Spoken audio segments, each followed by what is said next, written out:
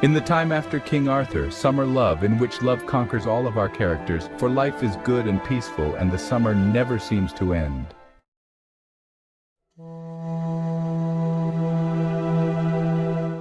Again, we sit down to record that which we can decipher from the Celtic chronicles.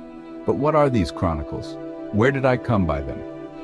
Excavating on my own in Wales for ancient artifacts, I found the chronicles beneath the ruins of what must have been an abbey at Glastonbury, where a particular thorn bush caught my attention. They were sealed in an iron box and were quite well preserved for their age. Not wishing to expose my illegal tamperings with these sacred grounds, I told no one of my find, and kept the chronicles for my own. Unfortunately, they were written in an old and long-discarded Roman script. However, after some searching, I located a Latin master, an old Jesuit priest, and together we, over a 3-year period, found understanding and meaning in the knight's last tales, be they, as they often were, peppered with old Celtic words for local people, places, and customs. We discovered the abbey's name, the Abbey of the Soul. It housed both a monastery and a convent, but not in the modern sense of the words. For back then, abbeys were wholly the world's centers for libraries, education, and philosophy.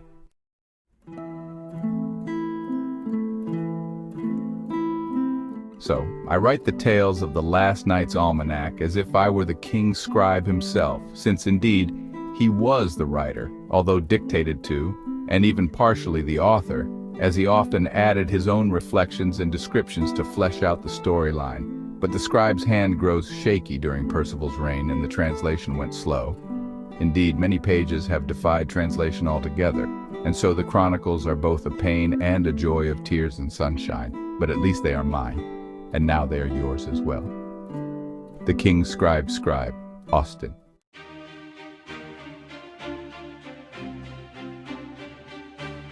Our story Percival is on his own in Iceland with the Ice Maiden Darrell. Taliesin has met Calliope, the muse of epic poetry. Bogar entertains Evie, and Melody courts Hargrave.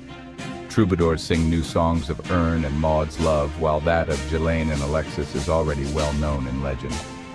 Gawain and his spouse continue to appreciate each other, for how can true love fail this time of year as we move toward that magical night of nights known as Midsummer's Eve?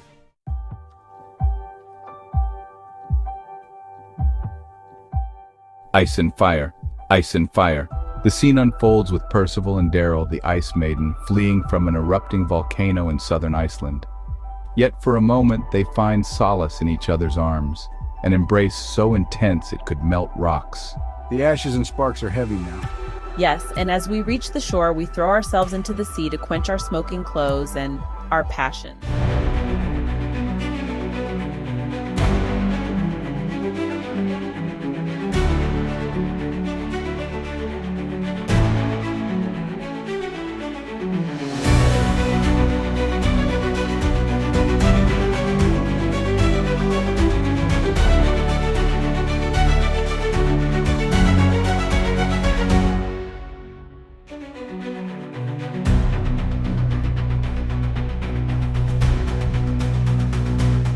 Percival's small landing craft catches fire, but they manage to extinguish the flames by splashing water onto it.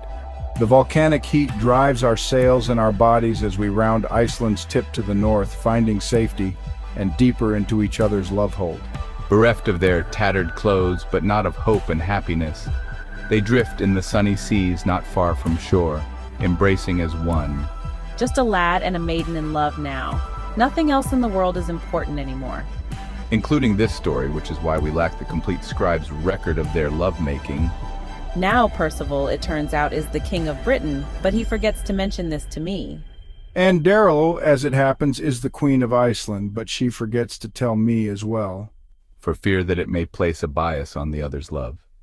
Many royal suitors were power seekers at heart.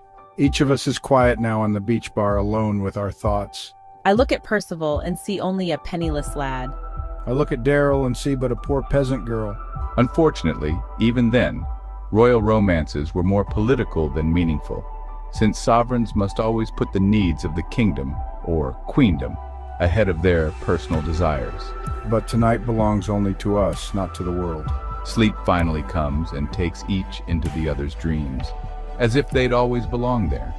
And this fact, when wordlessly parting the next morning, each knows in their heart to be as true and sure as the bluebird's coming in spring.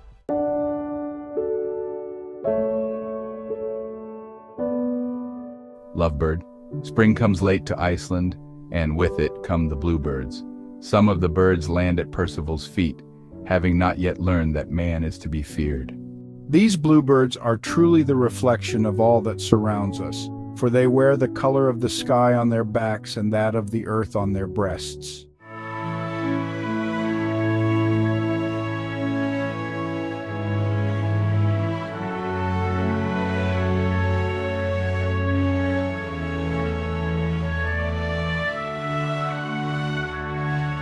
Percival thinks of Britain, of how it has grown strong again, for during the Viking War, volunteers had come to its aid, and many of them had stayed.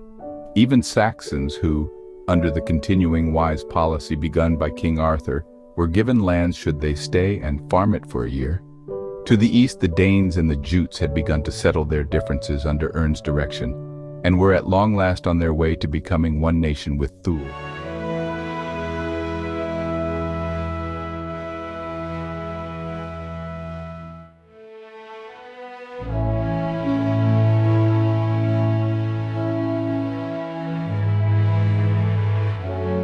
Well, there she would greet him as queen and the truth be made known to him. And then it was that she tasted the sadness of a true love tear shed. Now showered, groomed, and cleansed of ash, and sitting on the throne, there can be no mistaking her for anyone but a queen. Percival only smiles, and the queen's court is amazed at the mere lad that dares to smile in that fashion at a sitting queen. Meanwhile, Percival's fleet has seen his signal fire and comes ashore in the unmistakable uniforms of the king's guard.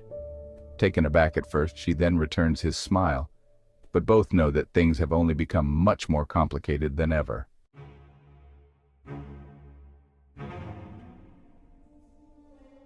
The affairs of state.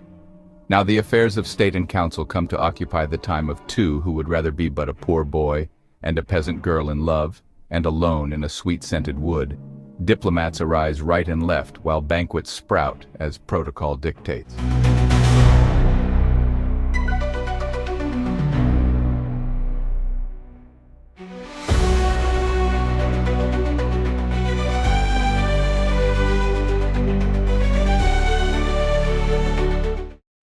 Advisors abound, and the duties of the kingdoms are attended to for more hours than can be tolerated. There is time for only short conversations between Percival and Darrell. Oft, when the wine in my glass was red, I longed for the wayside well instead. Rather I be kissing you, Percival, than this glass. Then meet me in the outside well house, and tonight I'll shut your eyes with kisses 5. Soon after dinner, the queen excuses herself and bids good night to her guests and attendants, stating that it has been a historic but tiring day.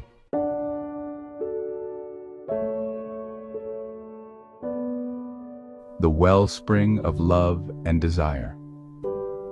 The well house is dripping, cool, and wet, providing welcome relief from the eternal northern sun that shines all night in these latitudes.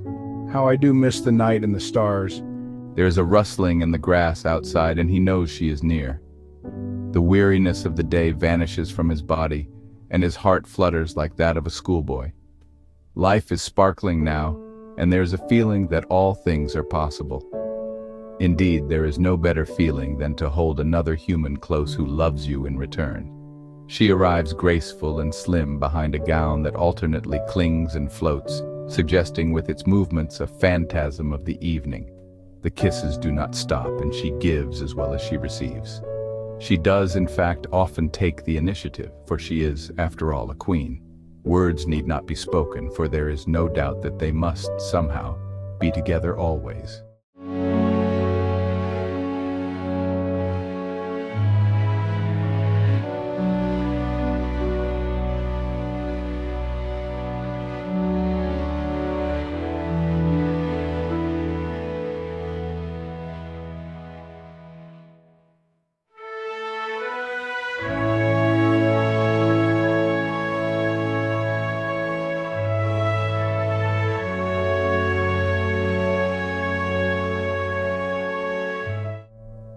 kiss is done.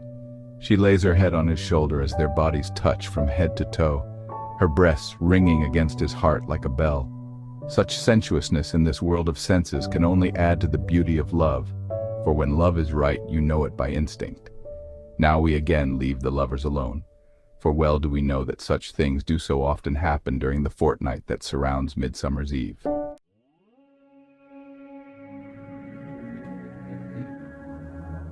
Some days pass and their love stays strong as we knew it would, but a week later a king's messenger leaves Britain for Iceland with news of the start of calamitous events in Europe. Il est plus tard que vous croyez.